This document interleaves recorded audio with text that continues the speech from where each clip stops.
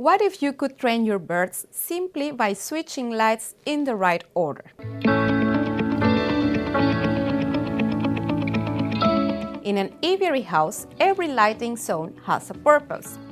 Underneath the system, inside the system, the corridors, and finally the perch lighting on top of the system.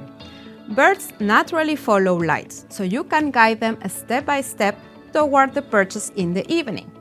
Turn off the light under the system first, then the corridors. After that, switch off the system lights so birds move up forward and keep perch lighting on last.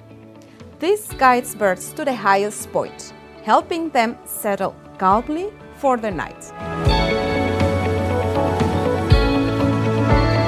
Want more clear lighting routines that make aviary management easier? Follow us for more practical examples and lighting schemes.